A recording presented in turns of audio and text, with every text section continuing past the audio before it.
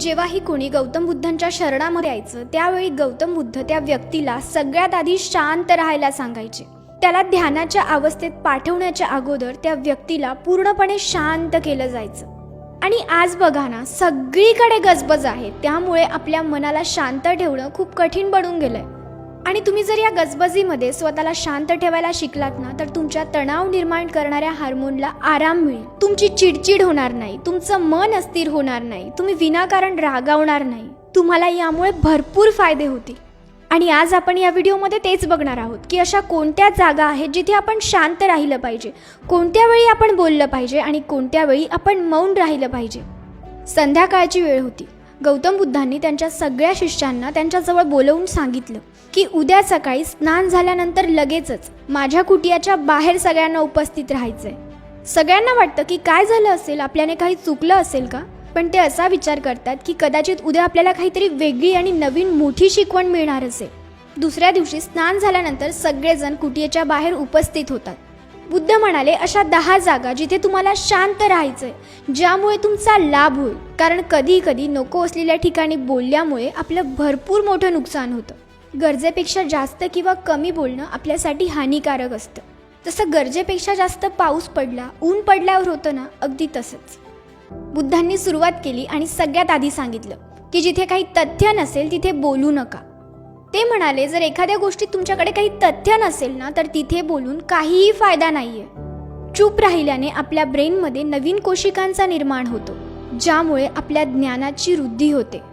बोलण्यात भलाई तेव्हाच असते ज्यावेळी आपल्याला एखाद्या स्पेसिफिक गोष्टीबद्दल पूर्ण ज्ञान असेल.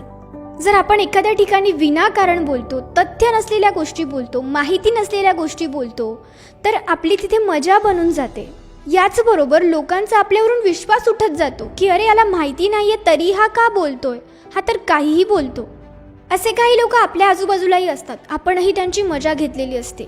असे लोक जे विनाकारण एखाद्या टॉपिकबद्दल त्यांना पूर्ण माहिती नसताना सुद्धा काहीतरी बोलत असतात आणि आपल्याला वाटतं की हा काय मूर्खासारखा बोलतोय.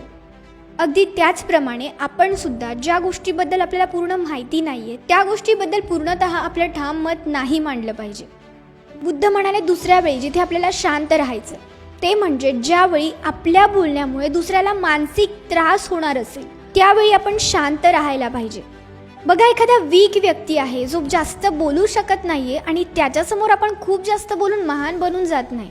महान तर आपण एखाद्या वीक व्यक्तीला साथ देऊन बनतो. खूपदा काही व्यक्ती असे असतात ना, ते त्यांच्या मोठ्यांना तर काही बोलू शकत नाही म्हणून ते त्यांच्या लहानांवर राग काढतात. जे व्यक्ती त्यांना काही बोलू शकत नाही त्यांना ते जे मनात येईल ते बोलून मोकळे होतात. बघा, कधी कधी समोरचा व्यक्ती आपल्याला काही कारणाने उलट उत्तरं देऊ शकत नाही, पण यामुळे काय होतं माहिती आहे, आपली व्हॅल्यू त्याच्या नजरेमध्ये पूर्णतः उतरून जाते आणि एका वेळी मग त्याची ती भीती संपून जाते, आपल्याबद्दलची रिस्पेक्ट संपून जाते.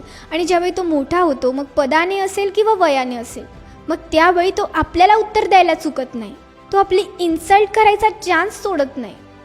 आपण कधीही आपल्यापेक्षा कमजोर लहान व्यक्तींना वाईट साईड बोलून महान बनत नाही.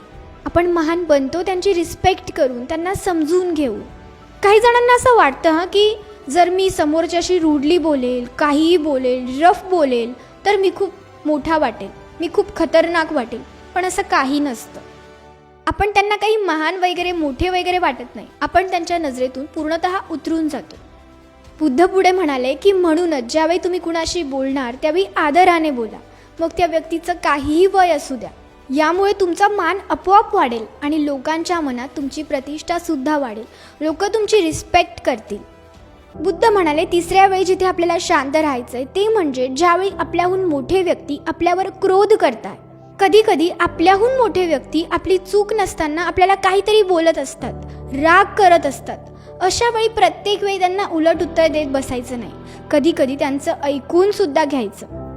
आणि कुठेतरी ज्यावेळी आपल्याहून मोठे व्यक्ती आपल्यावर राग करतात आणि तेव्हा आपण त्यांचा राग ऐकून घेतला ना, तर आपण त्यांचा सन्मान करतोय, त्यांना रिस्पेक्ट देतोय असं त्यातून दिसत असतं. शांत राहा. कधी कधी शांत राहण्यातच आपली भलाई असते. क्रोध केल्याने आपले नाते खराब होतात आणि सगळ्यात महत्त्वाचं म्हणजे आपली मानसिकता खराब होते. बुद्ध पुढे म्हणाले की एकदा असंच एक साप एका राजाच्या दरबारात शिरला. बऱ्याचशा लोकांनी त्याला बाहेर काढण्याचा प्रयत्न केला, त्याला त्रास देण्याचा प्रयत्न केला आणि त्या सापाला खूप क्रोध आला. आणि त्याच्या समोरच एक तलवार होती. त्या सापाला आलेल्या क्रोधामुळे त्याने स्वतःच त्या तलवारीला स्वतःला गुंडाळायला सुरुवात केली आणि त्याच्याच रागामुळे त्याला वेदना झाल्या. त्याच्या अंगातून रक्त यायला लागलं आणि तो कापला गेला, मरण पावला. अगदी याचप्रमाणे आपला राग सुद्धा आपल्या शरीराला त्या तलवारीप्रमाणे कापत असतो, त्रास देत असतो, वेदना देत असतो. म्हणून बुद्ध पुढे म्हणाले की शांत राहून विचार करा की क्रोध केल्याने खरंच आपला फायदा होतोय का. जितकं होईल तितकं आपल्या रागावर नियंत्रण करायला शिका. आणि बघा, कधी कधी आपल्याला असं वाटतं ना की मी ज्या गोष्टीवर राग केला त्या गोष्टीमध्ये काहीही तथ्य नव्हतं, ती गोष्ट फारशी मोठी नव्हती, मी इतकं चिडायला नको हवं होतं. म्हणूनच जेव्हा खूप क्रोध येईल ना तेव्हा एकदा विचार करा की ही गोष्ट खरंच इतकी मोठी आहे का की मी त्यावर इतकं रिॲक्ट करायला हवं. आणि तरीसुद्धा तुमचा राग शांत होत नसेल ना तर तिथून निघून जा. हळूहळू वेळ जशी जाईल तुमचा राग कमी होईल, तुम्हाला समजेल. बुद्ध पुढे म्हणाले की चौथी अशी गोष्ट जिथे आपल्याला शांत राहायचंय ते म्हणजे जिथे आपला काहीही संबंध नाहीये ना तिथे नाही बोलायचं. कधी कधी काय असतं, आपल्या मित्रांची किंवा आपल्या रिलेटिव्समध्ये काहीतरी भांडण होत असते, काहीतरी सुरू असतं जिथे आपला काहीही संबंध नसतो आणि बरेच जण तिथे सुद्धा आपलं मत मांडायचा प्रयत्न करतात. नाही तुझं बरोबर आहे, नाही तुझं चुकीचं आहे, असं सांगून त्यांच्या भांडणांमध्ये स्वतः इन्व्हॉल्व्ह होण्याची काहीही गरज नाही आहे. जर समोरचा व्यक्ती तुम्हाला सांगतोय की माझ्या भांडणात माझी मदत कर, तेव्हा तुम्ही जाऊ शकता, पण विनाकारण स्वतःहून अजिबात नाही. बुद्ध म्हणाले पुढची अशी वेळ जिथे तुम्हाला शांत राहायचंय ती म्हणजे ज्यावेळी आपल्या शब्दांमुळे समोरच्याला हानी पोहोचणार असेल, अशा वेळी आपल्याला शांत राहायचंय. बघा, कधी कधी काय होतं, रागात आपण समोरच्याला त्याच्या कुटुंबाबद्दल, त्याच्या कुणाच्या तरी जवळच्या व्यक्तीबद्दल काहीतरी चुकीचं बोलतो आणि ते समोरच्या व्यक्तीला खूप लागतं. म्हणून कधीही समोरच्या व्यक्तीच्या कुणा जवळच्या व्यक्तीला काही वाईट बोलू नका. बघा, सहज सॉल्व्ह होणाऱ्या गोष्टींना तुमच्या बोलण्यामुळे मोठं बनवू नका. न ओरडता सुद्धा आपल्याला बोलता येतं आणि जर तुम्ही न ओरडता एखादी गोष्ट बोलू शकत नसाल ना तर शांत राहा. बघा, विनाकारण जास्त बोलून गोष्टी नेहमी बिघडतात. काही वेळा बरेचसे नाते जोरात बोलल्याने, ओरडून बोलल्याने तुटून जातात की तो ना नेहमी माझ्यावर संताप करतो, ती ना नेहमी माझ्यावर ओरडत असते. असं करू नका, शांततेत बोला. पुढची वेळ जिथे आपल्याला शांत राहायचंय ती म्हणजे ज्यावेळी दोन व्यक्ती एखाद्या तिसऱ्या व्यक्तीबद्दल काहीतरी वाईट बोलत असतील, अशा वेळी आपण त्यांच्यामध्ये काहीही नाही बोलायचं. कारण जे दोन व्यक्ती आज तुमच्यासमोर कुणा तिसऱ्याबद्दल वाईट बोलताय, उद्या जाऊन तेच दोन व्यक्ती तुमच्याबद्दल कुणा चौथ्याजवळ जाऊन वाईट बोलतीलच. म्हणून तशा लोकांमध्ये शांत राहा. बुद्ध म्हणाले पुढची गोष्ट, ज्या ठिकाणी समोरचा व्यक्ती तुमच्या भावना समजून घेत नाहीये, तुम्हाला समजून घेत नाहीये, अशा वेळी तुमच्या भावना त्याच्याजवळ व्यक्त करू नका. अशा वेळी सुद्धा शांत राहा. बघा, कधी कधी काही व्यक्ती आपल्या भावना नाही समजून घेत, त्यांच्या काहीतरी वेगळ्याच मान्यता असतात आणि त्यांना असं वाटतं की आपण ड्रामा करतोय, आपण विनाकारण रडतोय, आपण विनाकारण भांडण करतोय, आपण विनाकारण तक्रार करतोय. मग आपल्या काहीही बोलण्याचा जर त्यांना काही एक फरक पडत नसेल तर कशाला त्यांच्याजवळ रडायचं, कशाला आपल्या भावना त्यांच्याजवळ व्यक्त करायच्या. काहीच गरज नाही आहे अशा व्यक्तींजवळ बोलण्याची. आठवी वेळ जिथे आपल्याला शांत राहायचंय ते म्हणजे ज्यावेळी समोरचा व्यक्ती त्याचं दुःख आपल्याला सांगतोय.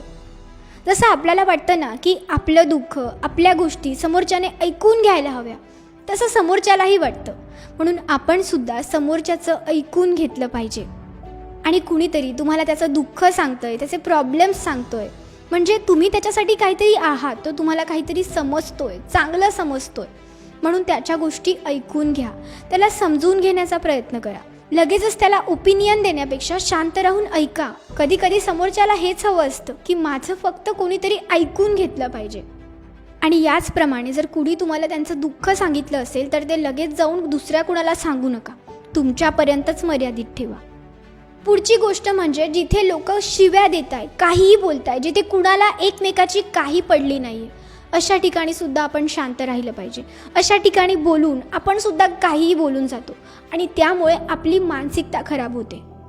कारण जे दृष्ट प्रकृतीचे लोक असतात ना, जे कधीही कुणाची रिस्पेक्ट करत नाही, ज्यांना काही एक फरक पडत नाही, मग अशा लोकांबरोबर आपण किती पण भांडण केली तरी त्यांना काही फरक पडत नाही, आपल्यालाच नंतर वाईट वाटतं. पुढची गोष्ट, तुमच्या सक्सेसबद्दल प्रत्येकाला सांगत बसू नका. बघा, काही जणांना थोडं काय सक्सेस मिळालं, थोडं काय एक पाऊल ते पुढे गेले, सगळ्यांना सांगतात मी असं केलं, मी असं केलं, मी असं करणार आहे, मी हे घेणार आहे. पण नाही असं सांगू नका. हे ऐकून प्रत्येकजण खुश नाही होत. प्रत्येकाला तुमच्या आनंदाने आनंद नाही होत. आणि उगाच आपण थोडं काही मिळवलं आणि लगेचच लोकांजवळ जाऊन त्याचा ढोल वाजवला ना, तर लोकांच्या निगेटिव्ह एनर्जीचा आपल्यावर परिणाम होतो. म्हणून शांत राहा, तुमचं काम करत राहा. ज्यावेळी तुम्हाला खरंच काहीतरी मिळून जाईल, तुम्ही काहीतरी बनून जाल, लोकांना आपोआप कळेल, सांगायची गरज पडणार नाही. बुद्ध म्हणाले, जर या 10 जागांवर या 10 वेळी तुम्ही शांत राहायला शिकलात ना, तर तुम्ही खूप खुश राहू शकता, समाधानी राहू शकता, शांत राहू शकता, तणावापासून दूर राहू शकता.